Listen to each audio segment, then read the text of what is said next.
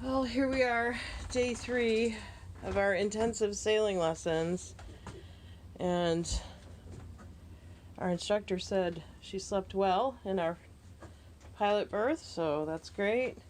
But everything is just everywhere, and my OCD is kicking up hard. I want everything to have a home, and that just isn't possible at this moment.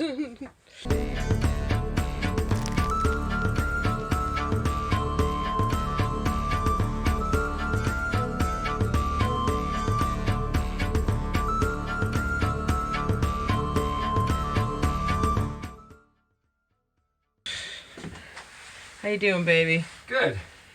Morning. Oh, the shower was nice. Not our shower, but... No, we cheated and used the marine shower this morning. Well, that's not cheating, that's just being smart. Little buddy is... I'm a little sore. Oh. Go ahead. I'm a little sore. I took the advantage in the marina shower to kind of stretch out a little bit. Sore in the lower back and the legs, actually. Was I doing like a lot of climbing around yesterday? Oh yeah. Oh yeah. Well, and you had to balance on the cabin top trying to wrestle the main there. That's right. Oh yeah, sailbag is coming closer and closer to the top of the list of stuff we need done. Yes. Sailor bag and Dodger Bimini. Yes. Gotta have them. Yes. Yeah. Although I'm really worried about a Dodger because I can't see. It was really hard for me. I had like literally this much to see what's in front of me. That was my view above the dinghy. Well, above the dinghy, yeah. Yeah. So. Get the davit system sorted too. But, yeah. Yeah, why didn't she want our dinghy on the davits? It won't tuck up high enough to be where it really needs to be. And it was going to be just kind of swinging and flopping around, and she didn't want that. She wanted it completely secured, and I totally support that. Great. All right. And she didn't want to mess with towing it. Oh, no. Not through the Straits of Juan de Fuca. Thank goodness we were not towing the dinghy yesterday. Holy crap. But Ellie, she performed great.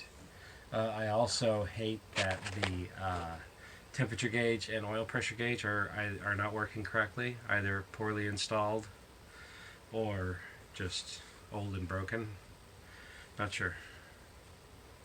You ready for some breakfast? Oh yeah. Let's get some coffee going. We got out of the Port Townsend Marina pretty quick and back into the Salish Sea. Today's lessons included more navigation, tides, currents, and anchoring.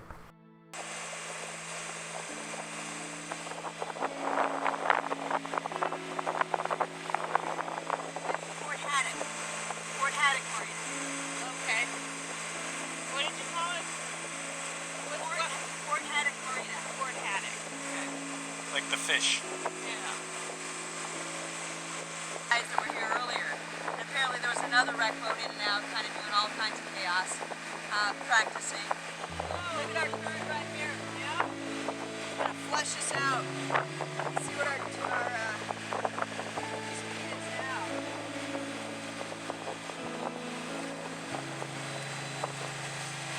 Should I up the throttle or keep it where it's at? Fine. Okay. 7.5. Great.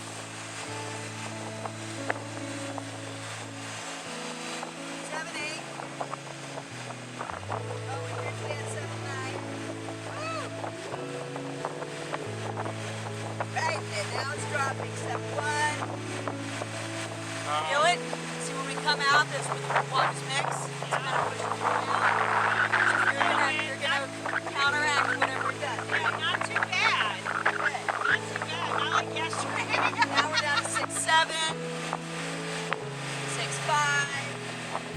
Alright, go anchor over here. Okay.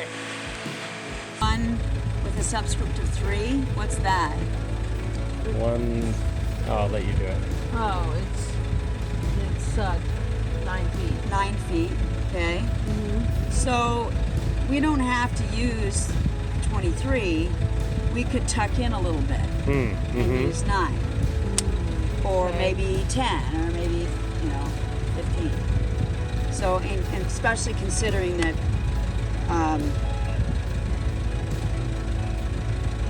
we always say 6 plus 5.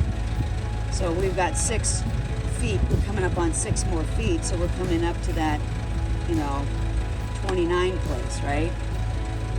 So 9 plus 6 is 15. So we're having plenty of water there, right? Mm-hmm. So we can actually, when we do our little flyby, we can look for depths that are, maybe around 15 here. Okay. Okay. Okay. Okay, so we're outside of Port Townsend. Just exited the Port Townsend Canal, right about there, and practicing anchoring today. Obviously, navigation is a very important skill. Here we have some very skilled fishermen that managed to run their boat aground just outside the canal. So I'm not sure if they misunderstood the markings for the canal, or just made a mistake. But they're aground and they're basically stuck waiting for the tide to come in. We are on the hook for the first time. And a pleasant surprise, we have way more chain than we thought we did. The previous owner said, you got 50 feet of chain and 100 feet of line for your anchor road. And we just let out pretty close to 100 feet of chain, and it was all chain. So, hey, more chain than we thought. That's great news, because chain is expensive. Holy crap.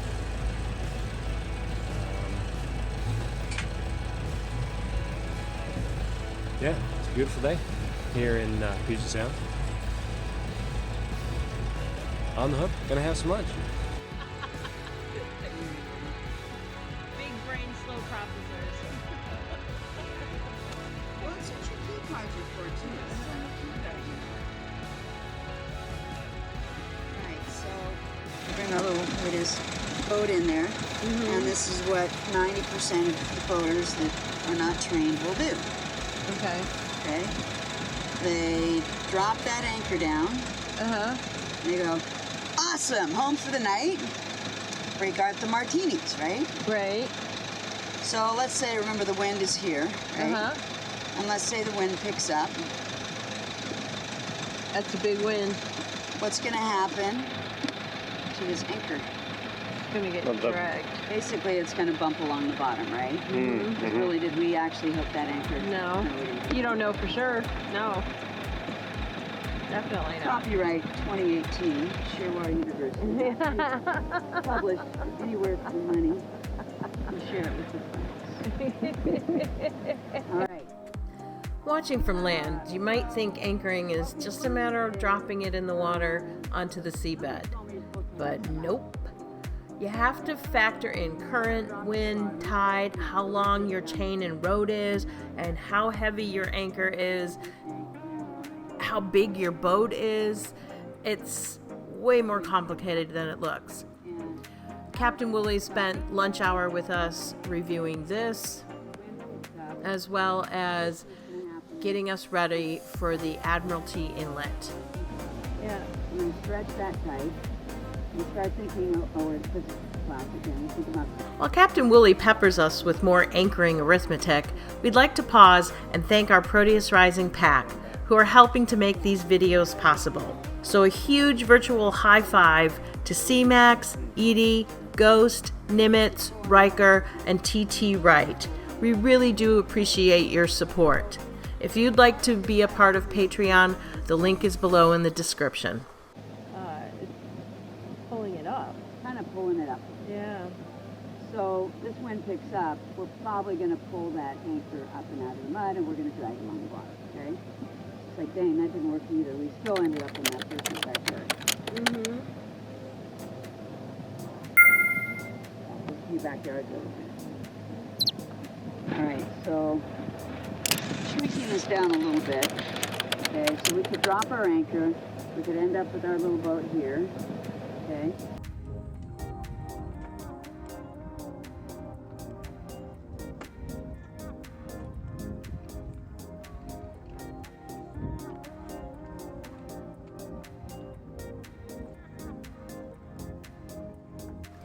Lunch over, we hauled up the anchor and got ready to sail into Admiralty Inlet.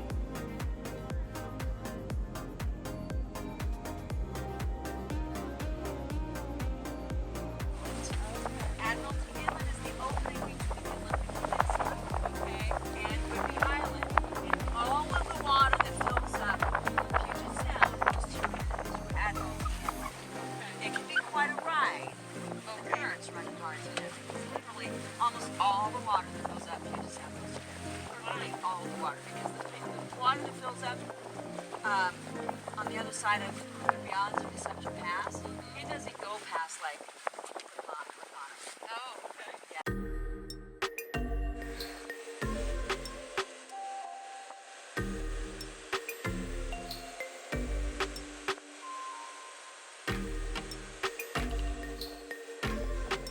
Our path today, Port Townsend to Port Ludlow, was just 13 nautical miles, but with all the learning stops in between, it was a very exhausting 13 nautical miles.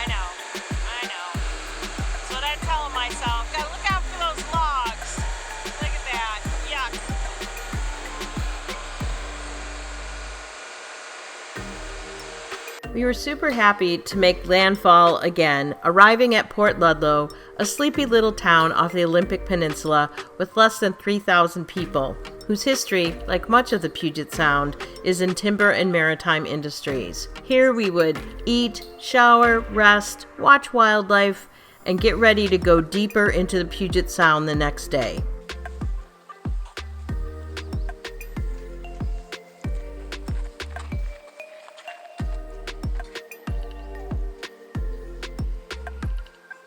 Come on, before they close there, Rosie.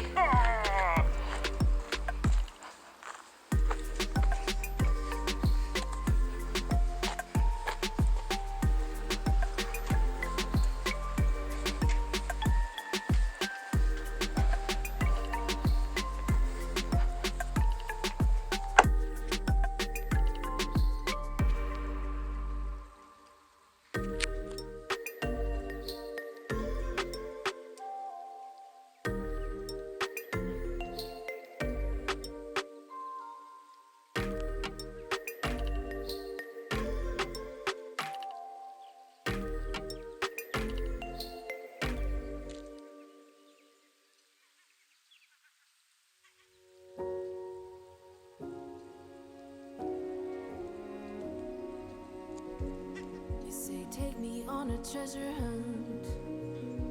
I long for something new.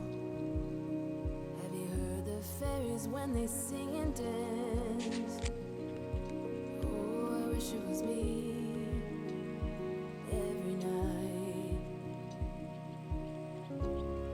When I close my eyes, I see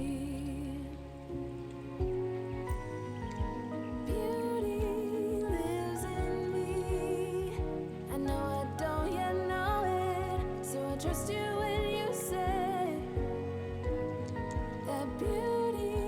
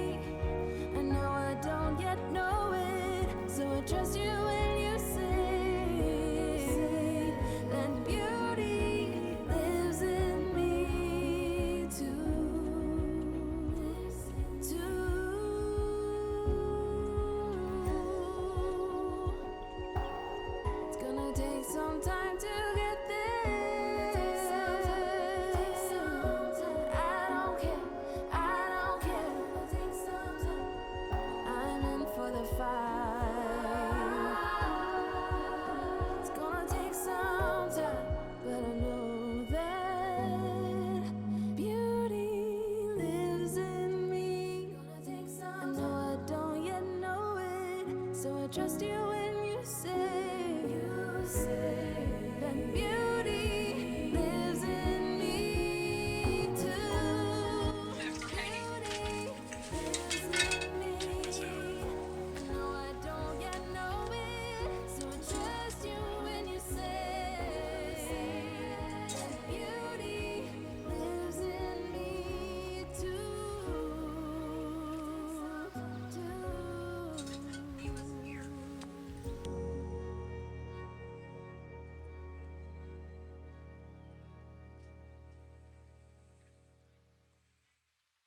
Thanks for watching, and until next time, peaceful sunrises and sunsets.